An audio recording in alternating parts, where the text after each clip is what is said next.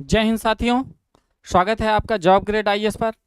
मैं हूं नागेंद्र विकल और आज हम लोग पढ़ने जा रहे हैं 90 ईस्ट रिज। चलिए जानते हैं 90 ईस्ट रिज के बारे में।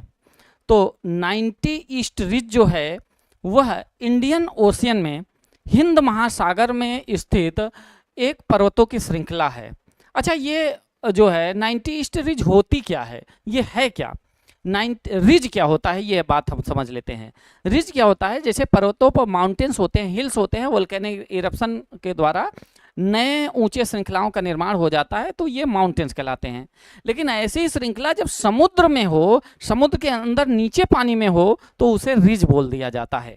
ऐसे ही हमारे इंडियन ओशियन में ये पूरी लंबी श्रृंखला का निर्माण हुआ है, माउंटेन्स की श्रृंखला का निर्माण हुआ है, जिसे 90 ईस्ट रिज के नाम से जानते हैं। अच्छा, 90 ईस्ट रिज इसका नाम क्यों पड़ा? क्योंकि इसी से यहीं से 90 डिग्री ईस्ट लॉन्गिट्यूड लाइन जाती है, यहीं से गुजरती है। 90 डिग्री पूर्वी देशांतर रेखा यहीं से होकर गुजरती है और इसी के पैरेलल, इसी के समानांतर ये जो है रिज बनी हुई है, इसीलिए इसका नामकरण ही कर दिया 90 ईस्ट रिज। देखो भाई, होता क्या है कि यहाँ पे है कारगुलेन प्लेटू, ये जो है कारगुलेन द्वीप समूह है और यहीं से इसका निर्माण हुआ। अच्छा देखो भाई, ये जो माउंटेन्स समुद्र में बनते हैं, अधिकतर वोल्केनोज बनते हैं। और वोल्केनोज का निर्माण कैसे होता है? वोल्केनोज का निर्माण जो है वो होता है सामान्य रूप से। वोल्केनोज का निर्माण, इस बात को थोड़ी सी बात समझ लेंगे तो आपको कॉन्सेप्ट समझ जाएंगे कि ये पूरी बात है क्या। जो है वोल्केनोज का निर्माण सामान्य रूप से दो बातों से मुख्य रूप से होता है। एक होता है, अगर प्लेट टेक्टोनिक थियरी आपने पढ़ा होगा, कि प्लेटों के डाइवर्जेंट से अलगाव से प्लेटें अलग हुई तो बीच में जो है कमजोर कड़ी बनी और इससे रिफ्ट का निर्माण हुआ और नीचे से वोल्केनिक जो इरप्शन हो गया, ये लावा जो है मैग्मा के रूप में अंदर रहता है और बाहर आके इधर जो उद्गार हुआ, तो ऐसे माउंटेन्स का निर्माण हो गया। या कन्वर्जेंट, प्लेटों का कन्वर्जेंट हो रहा है, दो प्लेटें आपस में भिड़ रही हैं, इस कारण से एक प्लेट इसके नीचे दब गई, तो यहाँ पर टेम्परेचर ज़्यादा होने के कारण ये जो है प्रेशर से, ये जब पिघला तो यहाँ से प्रेशर हुआ तो ये आगे की तरफ जो है बनती चली गई। तो ऐसे जो है वोल्केनो का निर्माण होता है। ऐसे ही दुनिया भर में जितने वोल्केनो हैं, अधिकतर वोल्केनोज का निर्माण ऐसे ही हुआ है। जैसे इंडिया, ये पैसिफिक ओशियन में देखेंगे तो पूरा क्षेत्र इधर से यूरेशियन प्लेट, इस तरह पैसिफिक ओशियन प्लेट, और जहाँ जहाँ ये भिड़ी हुई है यहाँ पर वोल्केनो इरप्शन होगा। तो आप देखेंगे पूरे इंडोनेशिया वाले क्षेत्र में, जापान से लेकर पूरे क्षेत्र में यहाँ वोल्केनो दिखाई देंगे। ऐसा ही क्षेत्र आप जो है इस तरफ भी देखेंगे, पूरे साउथ अमेरिका वाले क्षेत्र में, दक्षिण अमेरिका वाले क्षेत्र में, जब यहाँ अमेरिकन प्लेट और इधर पैसिफिक ओशियन प्लेट आपस में भिड़ेगी तो यहाँ पर जो है वोल्केनो इरप्शन दिखाई देगा। लेकिन कहीं कहीं होता है कि वोल्केनो जो है वो प्लेट के किनारे वाले क्षेत्र पे नहीं है, बल्कि प्लेटों के बीचों बीच वोल्केनो का इरप्शन हुआ है, और वहाँ पे आइलैंड दिख गया है या वोल्केनिक माउंटेन दिख गए हैं, रिज दिख गई है। ये किस कारण से होता है? तो जब ये इस तरह के डाइवर्जेंट या कन्वर्जेंट प्लेटों के कारण नहीं, बल्कि बीच में ही विस्फोट के द्वारा निकलकर और वोल्केनो का निर्माण हो जाता है, तो उसे वोल्केनिक हॉट स्पॉट कहा जाता है। इसका एक बेस्ट एग्जांपल, एक परफेक्ट एग्जांपल यहाँ पर दिखाई देता है। अगर आप देखें तो इस वाले क्षेत्र में पैसिफिक ओशियन में जो है अमेरिका के वेस्ट साइड में यहाँ पर हवाईयन आइलैंड है, हवाई द्वीप समूह है, आप जानते होंगे, और ये एक वोल्केनिक हॉट स्पॉट का एक परफेक्ट एग्जाम्पल है। ऐसा ही हमारे यहाँ पर कारगुलेन प्लेटू है, जो कि बीच में, यहाँ पे कोई कन्वर्जेंट तो यहाँ पे हो रही है, इंडो एशियन प्लेटें भिड़ी हुई हैं, लेकिन इस वाले क्षेत्र में नहीं है, यहाँ पर वोल्केनिक इरप्शन। तो ये वोल्केनिक हॉट स्पॉट का एग्जाम्पल है कारगुलेन प्लेटू या कारगुलेन आइलैंड, जो कि साउदर्न इंडियन ओशियन में अवस्थित है। अब क्या हुआ, यही कहानी थी कि यहीं से ये इसका निर्माण हुआ है। लेकिन अभी नए रिसर्च में क्या पता चला कि जो चर्चा में रहा है, तो ये देखिए, थोड़ी सी बात देख लेंगे कि ये इंडियन ओशियन है और इंडियन ओशियन में इसी के पैरेलल ये पूरी जो श्रृंखला चली आ रही है। अभी नए रिसर्च में पता चला कि ये जो है स्थायी हॉट स्पॉट नहीं है, बल्कि एक मूविंग हॉट स्पॉट है 90 डिग्री। अच्छा, होता क्या है कि स्टेनोस्फीयर, देखो भाई ऊपर वाली परत। अच्छा, एक बात और पता होगी आपको, थोड़ी सी बात बता देता हूं कि सबसे अंदर जो है कोर वाला भाग, उसके ऊपर जो है मेंटल वाला भाग, कोर। तो पृथ्वी के 3 परतों में पृथ्वी को बांटते हैं, सबसे अंदर वाला भाग कोर और ऊपर वाला भाग मेंटल, और सबसे ऊपरी परत जो है वो क्रस्ट के नाम से जानी जाती है। ये पतली परत है। तो ऊपर वाले हिस्से को, इसी को लिथोस्फीयर के नाम से जानते हैं हम लोग, लिथोस्फीयर कहते हैं। जबकि मेंटल का ऊपरी हिस्सा, ये वाला भाग जो है वो स्टेनोस्फीयर के नाम से जानते हैं, स्टेनोस्फीयर है। और वोल्केनिक इरप्शन का सबसे बड़ा कारण ये वो स्टेनोस्फीयर ही है, क्योंकि यहीं पर प्लेटें जाके पिघलती हैं तो प्रेशर बनता है और विस्फोट के साथ बाहर जो है मैग्मा जब अंदर होता है तो आप देखेंगे ये पिघले हुए रूप में टेम्परेचर बहुत ज़्यादा है, अंदर रहता है तो मैग्मा है, बाहर निकल आया तो इसी को लावा हम लोग बोल देते हैं। तो इस मेंटल वाले क्षेत्र में तो मान लेते हैं ये कार्गुलेन वाला क्षेत्र है, तो यहाँ से ये अब नई अवधारणा आई है कि पूरे प्लेटों का डाइवर्जेंट होता जा रहा है और मूव करने के कारण ऐसे जो है वोल्केनो का निर्माण होता चला गया है। तो ये जो है ये, और साथ ही ये plate tectonic theory slip floor spreading theory को सपोर्ट भी करता है, और इस प्रकार से ये मूवमेंट के द्वारा इसका निर्माण होता चला गया, नई रिसर्च कह रही है। अच्छा भाई, तो इसके आगे देख लेते हैं। अच्छा, होता क्या है? सामान्य रूप से जैसे वोल्केनिक हॉटस्पॉट मान लेते हैं, यहाँ पर प्लेट के बीच में ही वोल्केनो ज़्यादा अंदर प्रेशर हुआ और यहाँ पे कोई कमज़ोर पॉइंट है तो वहाँ से ये प्रेशर के साथ बाहर निकला और ये वोल्केनिक इरप्शन के द्वारा ऐसे निकलते हुए यहाँ वोल्केनो का निर्माण हो गया।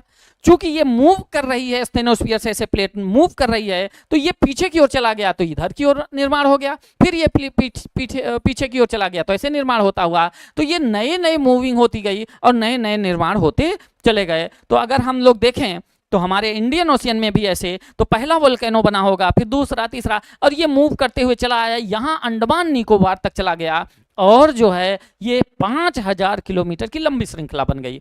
अच्छा, तो ये जो है श्रृंखला बनते हुए चली गई। तो इसका मतलब ये हो गया कि हमारे स्टडी का ये मतलब हुआ कि ये जो है मूविंग, ये फिक्स्ड हॉटस्पॉट नहीं था बल्कि एक मूविंग हॉटस्पॉट था, जिससे इस पूरे क्षेत्र में निर्माण हो गया, इधर अंडमान निकोबार से लेकर सुमात्रा तक और इसी के नीचे जाते हुए कार्गुलेन के पास तक 90 ईस्ट रिज का निर्माण होता चला गया। अब आप देखें तो ये हमारा इंडिया है और इंडिया में नीचे की ओर चलते जाएं, ये लाइट ब्लू कलर में जो है ये ऐसे चले आएंगे तो यहाँ पर हमारा कार्गुलेन आइलैंड पड़ जाएगा। ऐसी मैपिंग के द्वारा भी आ सकता है कहाँ पे है कार्गुलेन द्वीप, कहाँ पे है, तो ये साउदर्न इंडियन ओशियन में है और ये एक लंबे श्रृंखला का निर्माण कर देता है।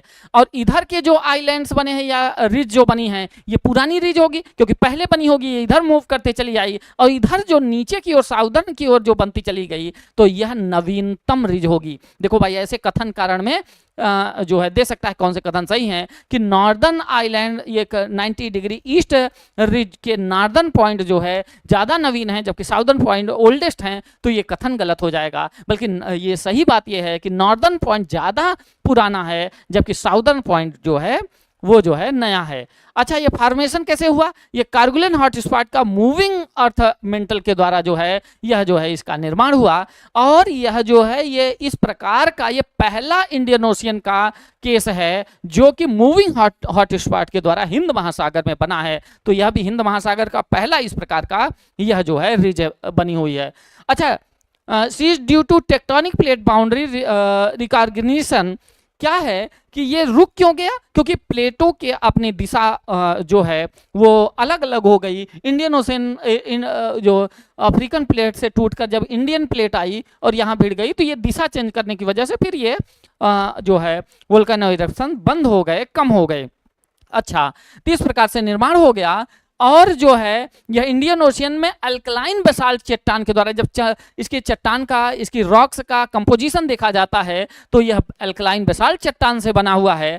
और इसमें जो नॉर्दर्न वाला इलाका है, ये अंडमान निकोबार के पास वाला इलाका, यह 81.8 यानी लगभग 81 मिलियन ईयर्स का पहले बना हुआ है। जबकि ये जो है ये जो पूरा दक्षिण में जो हिस्सा है यह जो है मात्र 43 यानी उसका लगभग आधा 43.2 मिलियन साल पहले का बना हुआ है। यानी नॉर्दर्न वाला हिस्सा जो है ज़्यादा ओल्डेस्ट है जबकि साउदर्न वाला हिस्सा जो है वो न्यू बना हुआ है। अच्छा, ये 90 ईस्ट रिज के बारे में जान लेते हैं। अभी जैसा कि हमने कहा कि 90 डिग्री पूर्वी देशांतर रेखा के समानांतर यह पूरा जो है रिज बनी हुई है, इसीलिए इसके 90 ईस्ट रिज के नाम से भी जानते हैं।